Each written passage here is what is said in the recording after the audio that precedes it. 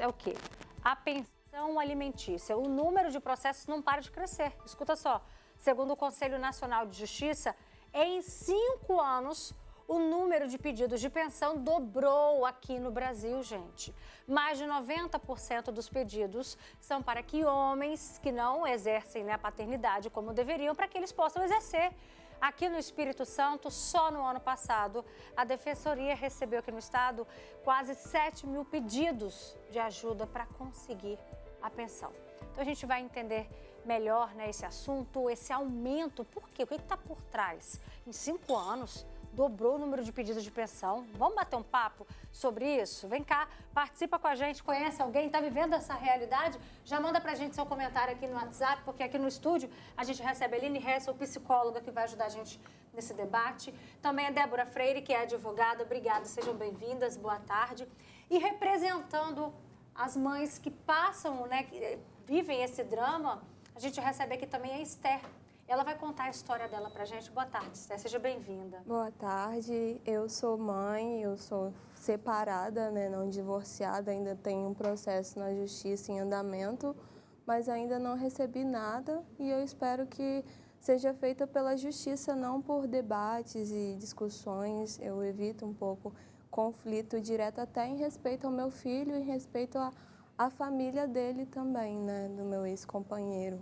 Tem quanto tempo que vocês se separaram? Tem mais de 2 anos, bem mais, uns 2 anos e meio e tudo mais. Inclusive, quero deixar o meu parabéns a tudo que é passado nesse programa, porque foi um ponto crucial, todas as pautas trabalhadas em relação a violências sofridas, né, que me fizeram perceber que eu estava em uma relação abusiva e tomar a coragem de seguir adiante e desvencilhar de verdade, né. Então, eu estou nesse processo ainda, tomando coragem para recuperar a minha própria voz, né? E esse processo da justiça que está um pouco demorado também por conta dessa demanda gigante, né? De tantas mães. Por um lado, né, a gente fica feliz porque esse é o nosso papel e que bom que a gente está contribuindo para a formação dos lares, né, para que você tenha qualidade de vida, para que você se enxergue como mulher, como mãe e também seja nesse ou num outro relacionamento como esposa. Que bom, a gente fica feliz por isso. Agora, como é que está sendo a sua vida de mãe, então? Você está arcando com todas as despesas do seu filho? Todas as despesas. Vai para lá ao final de semana, né, mas se não fosse a ajuda da minha mãe, a gente, por exemplo, não comeria durante o dia, porque o pai desse daqui arca com as despesas da parte da noite, né? Que eu faço a marmita dele, faço a janta para ele levar para o serviço, mas a almoçar, o apoio está vindo da minha mãe, desde quando eu saí de dentro de casa, né? Vocês, em algum momento, vocês chegaram a conversar sobre esse assunto? Ele pediu para eu procurar os meus direitos, né?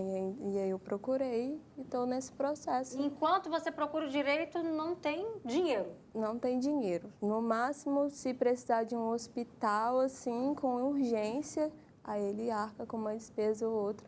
Mas eu sei que pensão alimentícia é a obrigação dele, né? Então, e eu não vou discutir. Olha, eu quero que seja feita de uma forma justa, que não tenha chance de descontar alguma coisa no meu filho. Quero que ele não tenha uma imagem, evito falar sobre isso na frente dele, né? Para que não perca a relação mesmo, que eu acredito que é importante, que a gente tem que ter com o nosso pai, né? Com certeza, a Aline está aqui para falar também sobre isso. Mas antes, Débora, essa frase que ela ouviu é uma frase muito comum, né? Não, tudo bem, procura seus direitos.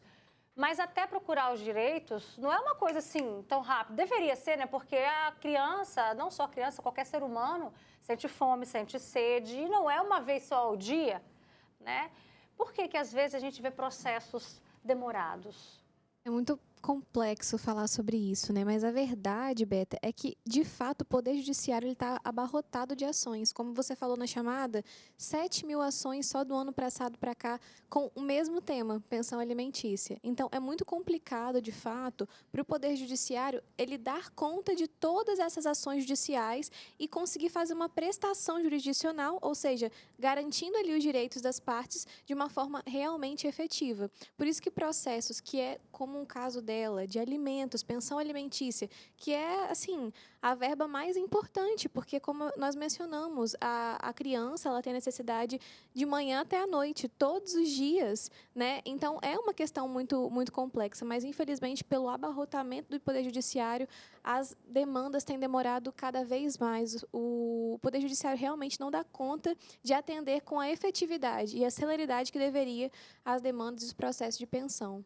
E a gente fala assim, 7.000 aqui no estado, e isso só na Defensoria Pública, fora, né, quem tem condições de arcar com advogados e resolver isso de outra maneira. Né? Agora, diante desse outro dado, que a gente também para pensar, vamos lá, gente, nos últimos 5 anos dobrou o número de processos relacionados à pensão alimentícia. O que está por trás desse comportamento, hein? Beta, eu não tenho, assim, uma resposta tão direta para dizer, porque é muito complicado a gente analisar todo o contexto social para dizer, olha, de fato está acontecendo por causa disso. Mas eu acredito que seja por algo que ela mesma disse. O acesso à informação. Ela falou que tomou consciência de que estava no relacionamento abusivo por conta do programa. Então, as pessoas estão tendo cada vez mais acesso à informação. Programas como Fala Espírito Santo ou a questão da rede social mesmo, cada vez mais takes, pessoas colocando ali conhecimento, acesso ao conhecimento. Então, as mães que se viam em situação de falta de pagamento de pensão alimentícia, que estavam em relacionamentos abusivos ou outros contextos, né, dos mais variados, elas começam a perceber, opa, essa situação pode ter solução. Eu posso procurar os meus direitos de outra forma. E uma outra questão também que a gente observa na sociedade atualmente, para além da questão do desemprego, são os vínculos empregatícios informais. Antigamente, o que a gente via? Todas as pessoas eram contratadas majoritariamente com carteira assinada, contratos formais. Hoje, a gente já vê um aumento muito grande da informalidade. Então, as pessoas são o quê? Motoristas de aplicativo, trabalham de forma informal, PJ, não tem mais como fazer aquele desconto em folha. Então, faz com que a mulher tenha que ir ou para pedir a pensão alimentícia ou para executar uma pensão, um acordo que está sendo descumprido, porque não tem mais aquele pagamento regular. Porque o pai precisa fazer o quê? A transferência bancária. E aí, realmente, é onde a gente encontra essas implicações. E a Esther, eu percebi isso muito claro na sua fala. Desde o início, você blinda, priva seu filho de que ele sofra de alguma maneira, né? Você não quer misturar os assuntos. Uma coisa é a relação dele com o pai, outra coisa é, né, você com ele. E isso, Aline Hessel, a gente vê que nem sempre a gente vê os pais blindando os filhos desse assunto. Às vezes usa isso como moeda de troca, às vezes conta tudo para a criança, tudo que está acontecendo do outro lado.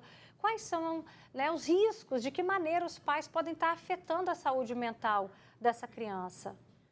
Roberta, é muito importante, né, a gente preservar a infância, preservar a relação da criança com o pai. A gente não está falando de proteger o pai, a gente não está falando de passar o pano para o pai. Não é isso, a gente está falando de proteger a criança.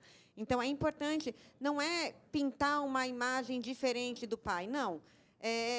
Uma criança de 3, 4, 5, 8 anos não tem maturidade para compreender toda uma dinâmica da vida dos adultos, né? A dinâmica de vida financeira, de estresse, de abusos, de violência. Claro que, se tratando de violência, aí a justiça tem que ser acionada para os devidos cuidados também serem colocados, mas quando os pais acabam colocando as crianças no meio dessa disputa de separação, de pensão, a gente acaba prejudicando a criança e não tendo nenhum ganho com isso, né? Então, isso a gente pode ter impactos na saúde mental dessa criança, com comportamentos de ansiedade, com comportamentos até mesmo autolesivos, que as crianças acabam ou se machucando, ou se cortando com intenção disso, né? Então, a gente vê prejuízo, depressão, né? Problemas com relação ao seu desenvolvimento escolar. Então, a gente não vai causar simplesmente um afastamento da criança com o pai. A gente vai causar danos para a saúde mental daquela criança para o resto da vida dela. Seu filho chega a te perguntar, ele faz perguntas em relação a esse assunto, Esther?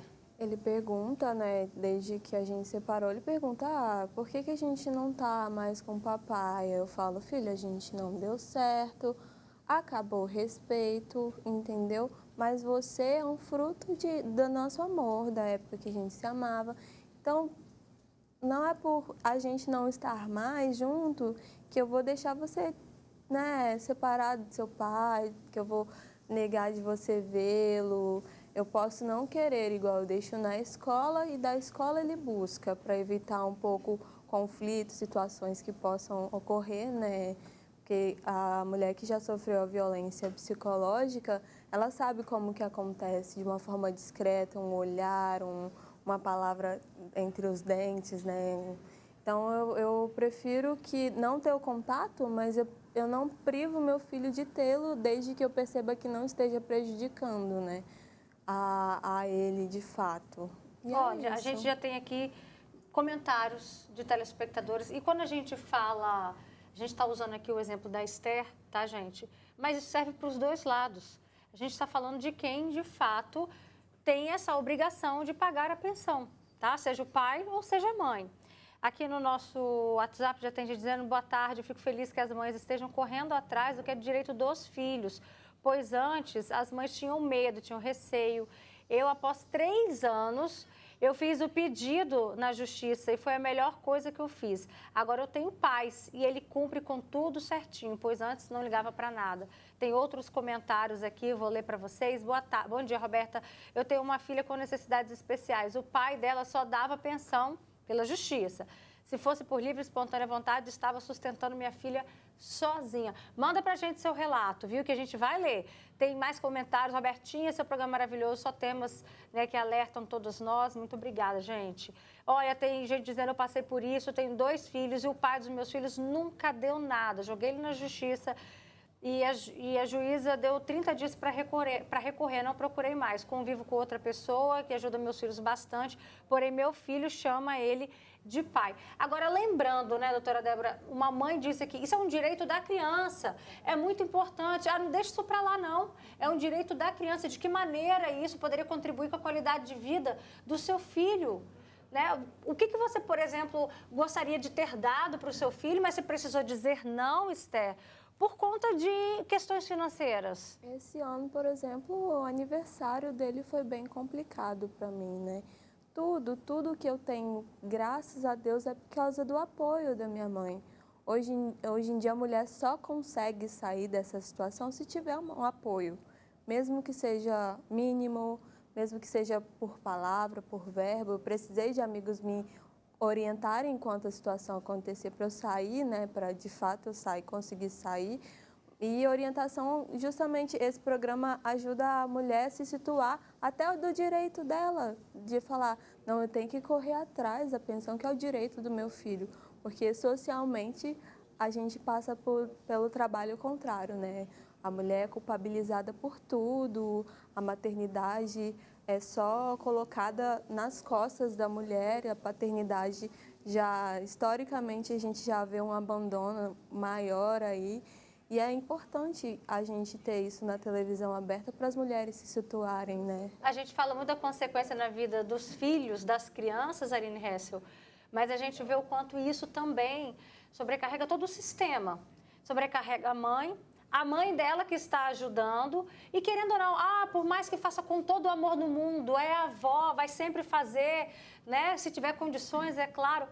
Mas a gente sabe que a avó também deixa de fazer coisas na vida dela por esse neto. E por aí vai, né? Você vê mulheres, né? A mãe, a avó, né? A gente vê muito a sociedade trazendo as mulheres como responsáveis por esse cuidado. E é muito importante a gente colocar a falta que esses pais fazem, né? A falta da presença do homem, a falta da presença do pai, a falta da presença não só financeira, né? O casal ele pode se desfazer, mas o pai ele tem um papel fundamental na vida dessa criança e na sociedade, né? Então, mas mais uma vez a gente vê o quanto que isso fica sobrecarregado com relação à mulher e acaba sobrecarregando todo o sistema, como você falou, né? Essa mulher está sozinha, sem um apoio, apesar do apoio da avó, mas como que essa mulher retorna ao mercado de trabalho, né? Como que essa mulher vai ter condições, uma vez que a creche muitas vezes é meio período, né? E ninguém vai oferecer, é muito difícil a gente encontrar empregos de meio período. Então a gente precisa compreender todo esse olhar, o sistema, a sociedade, e responsabilizar os pais e os homens por esses cuidados que eles estão deixando a desejar. Olha só, a nossa editora-chefe deu mais tempo ainda, é a sua oportunidade de mandar sua pergunta para a gente. E já chegou uma aqui, doutora Débora, que diz: Roberta, boa tarde. O pai do meu filho é detento. Nesse caso, quem paga a pensão? Então, existe uma obrigação de fato, né? Como a gente fala, não é apenas pelo fato de estar detento ou desempregado que vai desobrigar a pessoa do pagamento da pensão alimentícia. É fundamental que ela entenda se ele está exercendo alguma atividade remunerada no presídio, porque isso pode acontecer, para que esse valor possa, sim, ser repassado no percentual devido para ela. Então, de forma fundamental, né? É muito importante que seja procurado um advogado, seja defensoria pública, seja um advogado particular, para que possa direcionar nesse sentido, identificar qual é o local que ele está, se ele está exercendo alguma atividade remunerada, para que possa ser feito o pagamento de fato. Pode, por exemplo, acionar os avós paternos? É uma possibilidade também. Como a gente fala, a pensão avoenga, quando os pais, né, não têm condições de exercer o pagamento da pensão alimentícia, por algum motivo como o fato de estar detento, de estar preso, é possível também acionar os avós paternos para que eles possam suprir esse pagamento da pensão alimentícia. É uma possibilidade também. Tem mais comentários? Boa tarde, eu sofro com isso. O pai da minha filha, ele é europeu.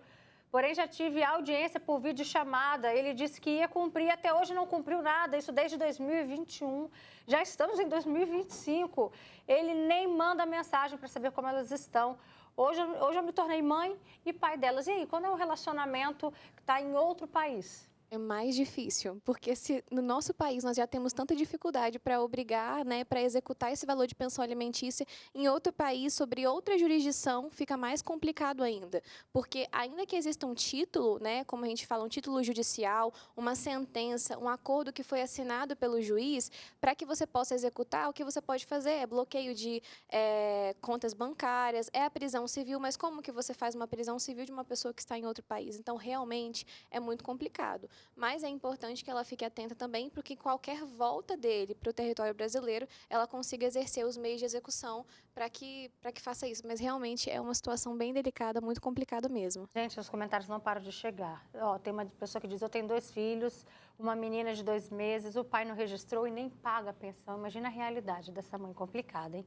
Tem um comentário também masculino. A gente adora a nossa audiência masculina e eu acho importante ouvir o outro lado também. Tem gente dizendo: já passei por isso, o pai, eu tive uma pensão atrasada, mas só que quando eu tive o valor de R$6.000 que eu ofertei, ela queria o valor todo, que era R$10.000. Como é que pode, como chegar no consenso? Quando a gente fala da pensão alimentícia, a gente fala sobre um trinômio, que é o da possibilidade, ou seja, a possibilidade do pai fazer o pagamento da pensão alimentícia, da necessidade, ou seja, a necessidade do filho, porque como você comentou, até de uma pessoa que tem uma criança com um espectro autista. São tratamentos diferenciados, são outras medicações que precisam ser pagas. Então, assim, ela vai ter um gasto maior do que o habitual, né? Então, a possibilidade, a necessidade e a proporcionalidade, ou seja, algo que fique equilibrado ali entre aquela necessidade e aquela possibilidade. Quando as partes chegam em um acordo, ou seja, o pai e a mãe conseguem ter um diálogo para conversar e falar assim: olha, essa é a planilha de gastos do nosso filho, nós temos esse valor aqui, chegamos a um denominador comum? Ótimo, conseguimos, então, fazer com que o juiz assine e autorize que seja paga a pensão desse valor. Esse seria o melhor dos mundos. Mas quando não existe realmente um acordo, um consenso entre os pais, então isso fica a critério do Poder Judiciário. O juiz vai analisar: olha, eu vejo que o pai tem um salário X e a criança tem uma necessidade Y. Analisando esse contexto, eu defino que o valor da pensão vai ser um percentual tanto. E aí você coloca para que o juiz decida aquele valor a ser pago, né? Você deixa de decidir algo e o juiz é quem vai decidir. Sabe o que a gente vê, Aline Hessel, diante dos casos em que o homem não cumpre com essa obrigação mínima dele? O homem, vamos Vamos pensar no sentido ilustrativo, tá? Da pessoa que a gente está usando aqui, no caso, a Esther, como exemplo, uma figura feminina. E aí, ele vai preso. Eu já vi muitas mães sofrendo, trazendo a culpa para elas, porque acaba que na visão dela, na visão dos filhos, o pai vai preso por conta de quem? Por culpa da mãe. Sendo que, na verdade, era uma obrigação básica dele, né? E aí a gente vê uma inversão completa de quem tem a razão e quem não tem. Realmente isso, né, essa ideia de que a mulher sempre é responsabilizada, né? Então, quando a gente vê, por exemplo, em relacionamentos que o homem trai a mulher e a mulher decide finalizar o relacionamento, é ela que está acabando com a relação e não ele que teve a traição, né? Então, quando a mulher faz a justiça acontecer, né, exige a pensão e ele não paga a pensão e, portanto, ele vai preso, é muito comum esse sentimento de culpa, né? Em que a mulher e a sociedade a culpa por ele estar sendo preso. E a gente precisa rever isso, a gente precisa falar isso, né? Não, ele está sendo preso porque ele não cumpriu o que ele tem condições, o que é exigido pela lei para ele cumprir. E no momento em que ele não tiver condições, seja porque perdeu o emprego, seja porque algo aconteceu, ele também tem o direito de acionar a justiça, né? A gente não está falando a justiça só para um lado, mas a gente precisa lembrar que aquela criança, ela precisa e necessita de dinheiro, de acesso, de uma série de coisas todos os dias, e não quando dá. Ela não vai para a escola quando dá, ela não come quando dá, ela não vai ao médico quando dá. Tudo isso são necessidades do dia a dia. E o homem tem que correr atrás, ele vai ter que correr atrás do emprego digno, tentar fazer com que a vida dele caminhe de uma forma digna e cumpra com aquilo que é exigido dele de forma justa. Esther, você refez sua vida, está num novo relacionamento, inclusive está de quantos meses? 7. 7 meses, daqui a pouco a família está aumentando, né? Tem mais um bebê chegando. Esse assunto te preocupa ainda mais? Porque, querendo ou não, a gente sabe, né? Aumentam as despesas em casa, e aí? É bem complicado mesmo. Eu gostaria de ter alguma forma de agilizar esse processo, mas, infelizmente, a gente depende da Defensoria Pública, por exemplo. Minha mãe me ajuda como ela pode, e é o que a gente tem falado, assim, sobre as responsabilidades, né? Por mais que eu tente conversar, sempre entra numa defensiva, ofensiva, aquela coisa meio como se eu tivesse escolhido sair e pronto, e acabou, mas sendo que dentro da nossa realidade, não querendo expor, mas é uma verdade, foi um relacionamento bem conturbado, ao ponto de casais de amigo dele virar para mim e falar: você aguentou muito, você foi forte, parabéns por você ter força para sair bem, né, viva, e tentar, e o conselho que eu dou para as mulheres que estão assistindo é: busquem o direito delas, mesmo que demore, mesmo que vai ter que esperar, e buscar referência de pessoas. Na internet hoje em dia está na nossa palma da mão, né? Então a gente pode procurar uma psicóloga, algo mais acessível, uma terapeuta, para poder se embasar de fato, né, para poder aguentar esse processo enquanto passa por isso, né? Imagino ela, né, com 7 meses, no momento de gestação, que a gente sabe o quanto que isso deixa a gente mais sensível também.